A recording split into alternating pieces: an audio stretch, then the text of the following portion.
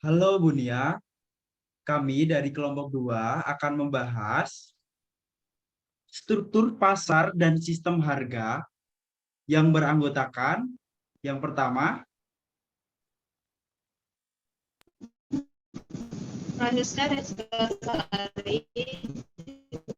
saya Andra Noviki dengan NIM 035. 001. Saya Carolina Hona dengan NIM 010. Saya Irena Veronica Konstalita dengan NIM 027. Saya Litwina Sinta Prima Sarining Gendis dengan NIM 034.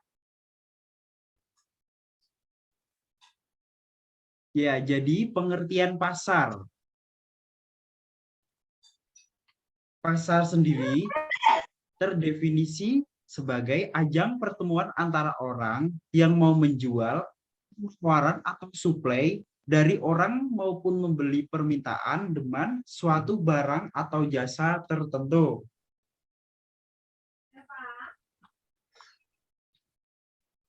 Fungsi pasar tersebut, ntar aku mute kok.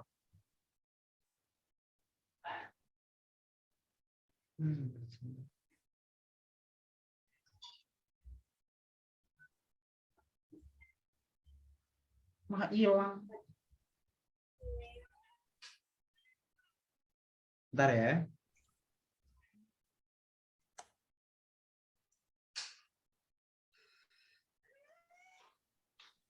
Yaitu yang pertama, pembentukan harga.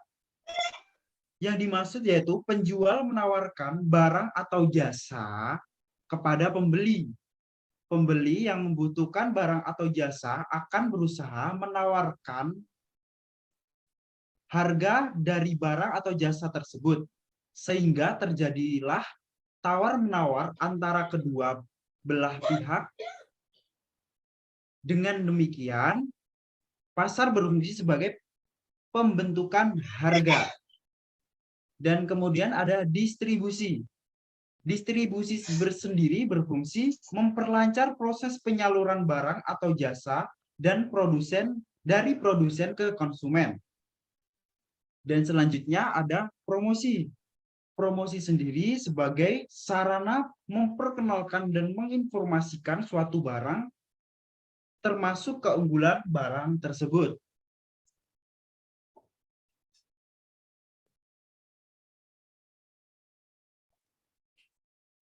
Ya, selanjutnya ada persaingan sempurna. Pengertian persaingan sempurna sendiri yaitu pasar yang di dalamnya terdapat banyak penjualan dan pembeli. Namun demikian, kedua pihak tidak dapat memengaruhi harga karena harga telah ditentukan oleh pasar itu sendiri.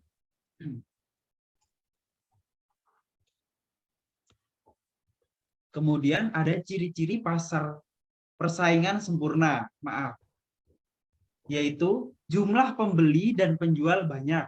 Kemudian ada barang atau jasa yang diperjualbelikan bersifat homogen. Kemudian ada faktor produksi bebas bergerak. Dan kemudian ada adanya kebebasan untuk mengambil keputusan. Yang kelima ada pembeli dan penjual mengetahui keadaan pasar. Yang keenam ada produsen bebas keluar masuk pasar.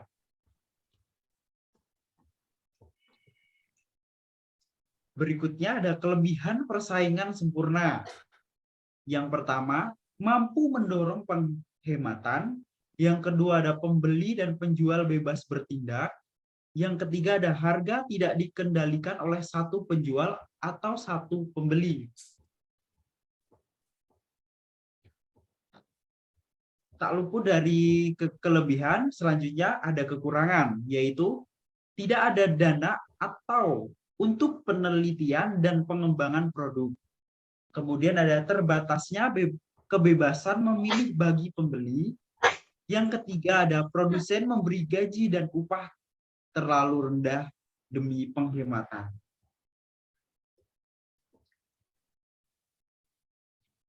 Ya, Selanjutnya terus ada persaingan tidak sempurna, silakan. Iya, untuk persaingan tidak sempurna, yang pertama itu ada monopolistis,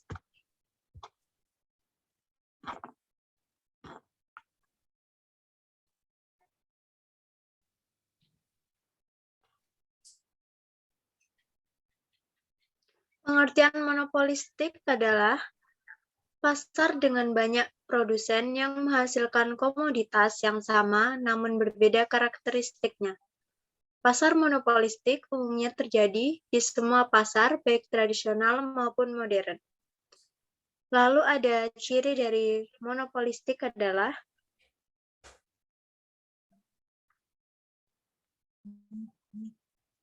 terdapat banyak produsen atau penjual, jenis barang yang dipasarkan berbeda, adanya kemampuan produsen untuk memengaruhi harga, produsen lain mudah dengan masuk ke dalam pasar, promosi penjualan atau periklanan harus aktif. Lalu ada kelebihan juga.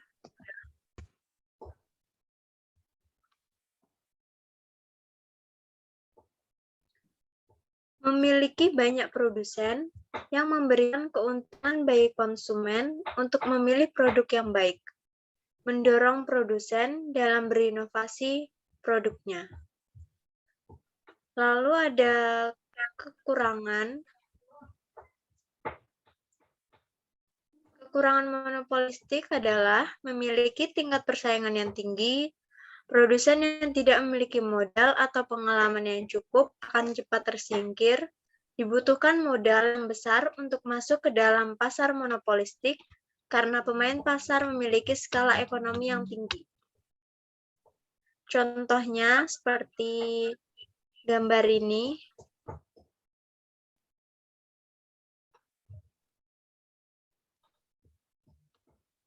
Selanjutnya ada pengertian monopoli. Pengertian monopoli adalah keadaan pasar di mana ada satu penjual yang menguasai seluruh suplai dari satu macam barang tertentu. Adapun ciri-ciri dari monopoli. Yang pertama, hanya ada satu perusahaan atau pemasok. Yang kedua, tidak ada barang substitusi atau pengganti. Yang ketiga, price maker. Yang keempat, calon pendatang baru kesulitan untuk memasuki pasar.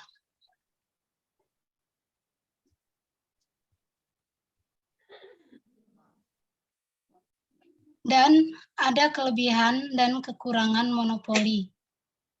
Kelebihan dari monopoli yaitu yang pertama, perusahaan monopoli selalu berusaha melakukan pengembangan produk melalui research and development untuk mengembangkan produknya secara luas dengan berbagai jenis serta mutu untuk pendapatan laba tinggi.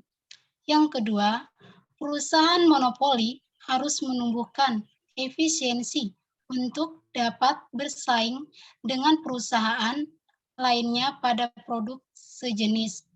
Yang ketiga, kekuasaan perusahaan monopoli harus dikontrol dan diawasi negara. Yang keempat, pasar persaingan monopoli dapat menghasilkan inovasi baru yang dilindungi undang-undang, hak cipta, dan hak paten dari berbagai perkembangan untuk penemuan baru. Dan yang terakhir, para pesaingan monopoli akan menumbuhkan kemajuan pesat dalam teknologi.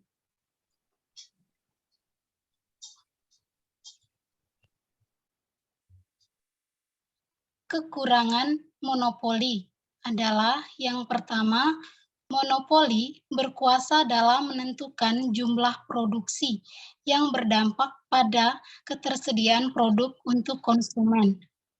Yang kedua, persaingan ini menumbuhkan eksploitasi terhadap pemilik faktor produksi. Yang ketiga, persaingan ini juga menumbuhkan ketergantungan konsumen karena mereka tidak bisa membeli pada perusahaan lain meski merasa dirugikan. Yang keempat, monopolis akan bebas menguasai penjualan karena perusahaan lain sudah masuk pasar. Dan yang terakhir, persaingan dapat menumbuhkan pendapatan yang tidak merata karena keuntungan hanya pada monopolis dalam waktu jangka panjang.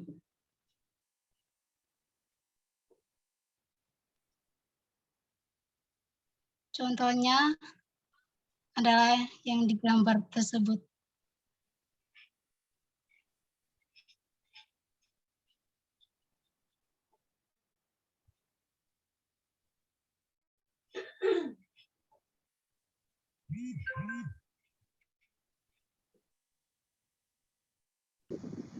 Contoh oligopoli. Pengertian oligopoli. Pasar oligopoli adalah jenis pasar di mana jumlah produsen atau penjual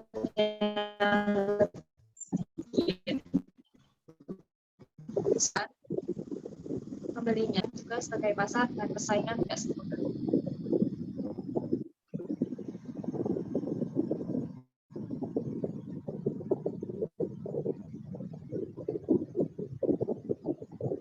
Ciri-ciri oligopoli. Umumnya, ada yang lebih dari 2 produsen atau tapi kurang dari 10 yang dapat menguasai pasar ini. Jenis dari produk yang dijual di pasar ini sifatnya homogen dan dapat saling menggantikan, misalnya sabun mandi dengan berbagai bentuk, pilihan bentuk, warna, dan aroma. Kebijakan produsen utama yang dapat menguasai pasar biasanya akan berpengaruh terhadap suatu kebijakan produsen lain. Selanjutnya, harga barang di pasar ini juga cenderung sama atau ada perbedaan kecil. Lalu, produsen atau penjual barang ini sangat sulit untuk bisa dimasuki pasar ini karena biasanya produsen ini lama akan bermain harga untuk lebih menarik konsumen. Dan yang terakhir, dibutuhkan sebuah strategi promosi atau iklan serta inovasi secara terus-menerus agar bisa bertahan di pasar ini.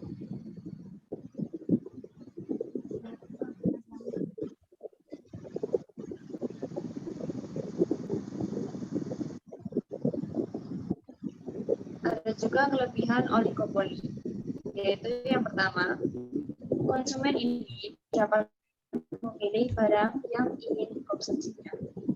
Yang kedua, persaingan antara para produsen dapat juga memberikan keuntungan bagi konsumen karena akan terjadi peningkatan kualitas barang produksi sehingga memuaskan kebutuhan para konsumen. Yang ketiga, perusahaan umumnya akan terus melakukan sesuatu inovasi produk sehingga akan semakin berkembang. Keempat, kegiatan produksi ini berjalan lebih efektif.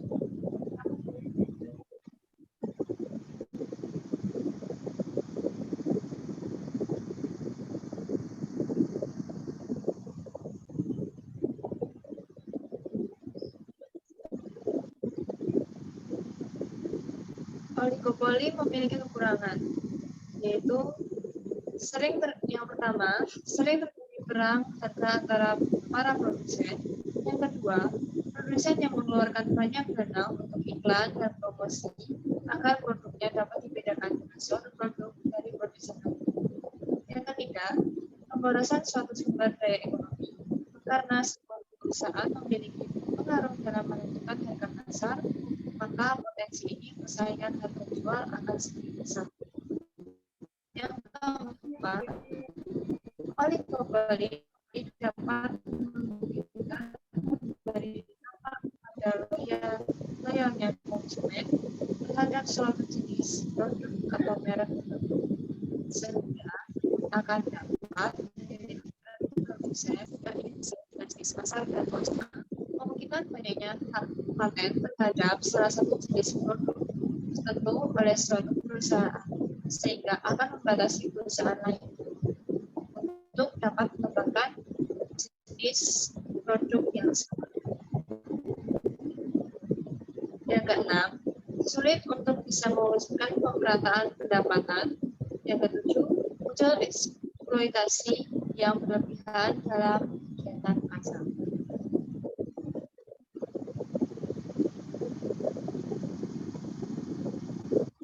Untuk selanjutnya, ini ada contoh oligopoli murni. Untuk pengertian oligopoli murni, pasar oligopoli murni adalah pasar yang hanya menjual satu barang saja. Meskipun hanya satu barang saja, tetapi varian dari barangnya cukup banyak. Sementara itu, harga dari barang satu dengan barang lainnya hampir sama.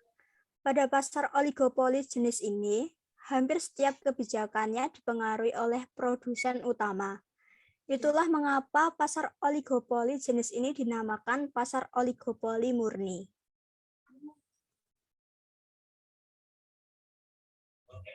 Untuk selanjutnya ada ciri-ciri oligopoli murni. Yang pertama, terdiri dari 2 perusahaan atau lebih. Yang kedua, produk yang diperjualbelikan biasanya bersifat homogen. Yang ketiga, harga antar produk hampir sama. Yang keempat, membutuhkan strategi pemasaran yang matang. Yang kelima, suatu aturan dari sebuah perusahaan atau produsen dapat mempengaruhi produsen.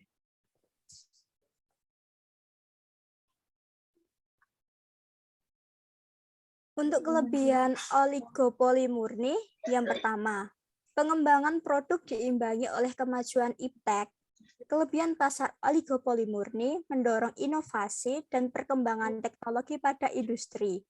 Perusahaan mengharapkan keuntungan lebih dan berupaya menekan persaingan. Yang kedua, penjual leluasa menentukan harga.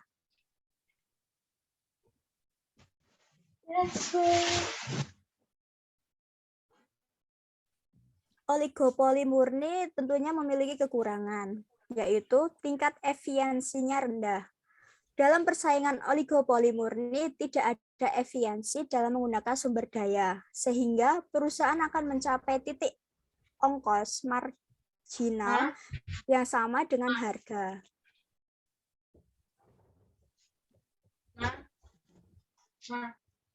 Untuk selanjutnya, ini ada contoh oligopoli terdiferensi. Untuk pengertian oligopoli terdiferensi, pasar oligopoli terdiferensiasi adalah pasar yang hanya menjual satu jenis saja.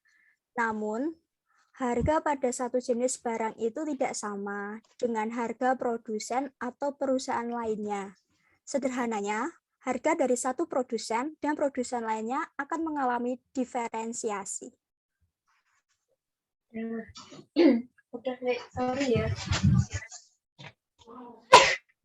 Untuk ciri-ciri oligopoli terdiferensi adalah produsen tetap menjual produk homogen, tetapi persoalan harganya berpatokan kepada produsen yang lainnya. Sehingga ada kemungkinan produsen tidak menaikkan harga, sekalipun produsen lain harga produknya sudah meningkat.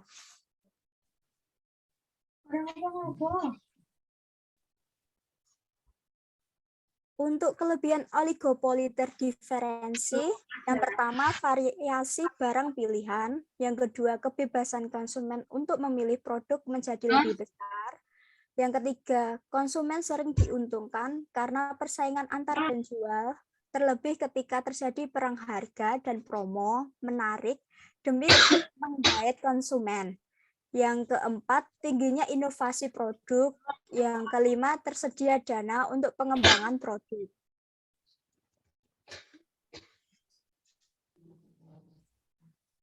Tentunya oligopoli terdiferensi memiliki kekurangan. Yang pertama, produsen sering dirugikan karena perang harga yang kerap terjadi. Yang kedua, pemborosan di sektor promosi dan iklan. Yang ketiga, alokasi dana yang besar untuk sumber daya ekonomi. Dan yang keempat, produsen bermodal kecil sering sulit bertahan.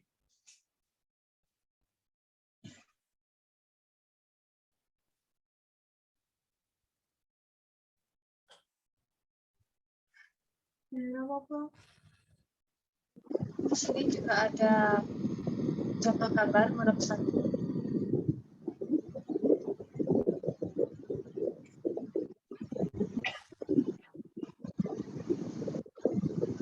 Pengertian dari monopsoni. Monopsoni adalah bentuk pasar yang di dalamnya hanya terdapat satu penjual dan satu konsumen yang menjadi pembeli tunggal.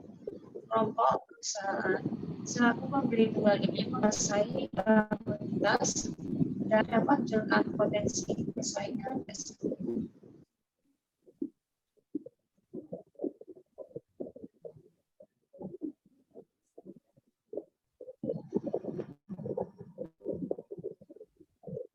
Ada pun ciri-ciri monopsoni. Yang pertama, hanya ada satu pembeli. Yang kedua, harga mahal. Ketiga, produknya adalah bahan mentah. Keempat, pendapatan yang tidak merata. Dan yang terakhir, sering terjadi selisih.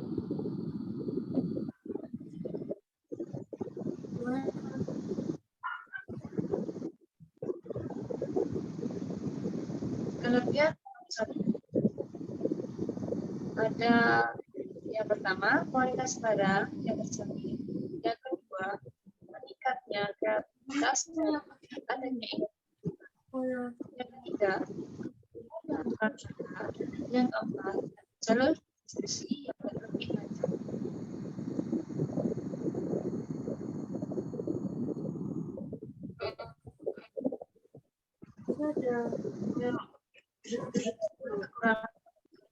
Yaitu yang pertama, tidak adilnya perilaku pembeli.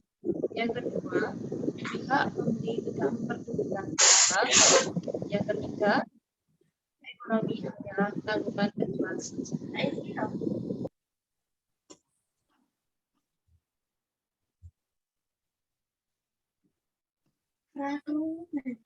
Yaitu presentasi dari kami kelompok 2. Apabila ada kekurangan dan kelebihannya, mohon maaf. Sekian dan terima kasih dari kami. Terima kasih Bu Nia. Dadah. Terima kasih Bu Nia. Terima kasih, Nia. Wah.